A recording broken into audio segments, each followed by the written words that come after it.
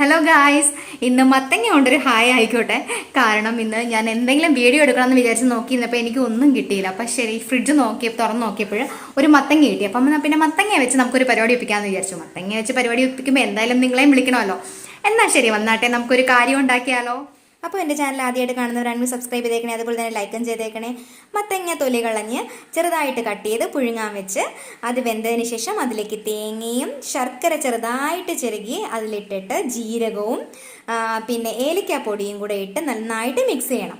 Mix ചെയ്ത് ആ നനവിൽ തന്നെ, അതായത് മത്തങ്ങയുടെ ആ നനവിൽ തന്നെ നമ്മൾ ഗോതമ്പ് പൊടി അതിലേക്ക് ആഡ് ചെയ്ത് നല്ലതുപോലെ മിക്സ് ചെയ്തെടുത്തിട്ട് ഇലയുടെ എങ്ങനെയാണോ നമ്മൾ ഉണ്ടാക്കുന്നത് അതുപോലെ നമ്മൾ ഇഡ്ഡലി പാത്രത്തിൽ വെച്ച് പുഴുങ്ങിയെടുക്കണം. നിങ്ങളൊന്ന് ചെയ്ത് നോക്കുക, അടിപൊളിയാണ്. മത്തങ്ങ ഇലയുടെ ഗോതമ്പ് മാവിന് പകരം പച്ചരിമാവും ഉപയോഗിക്കാവുന്നതാണ്.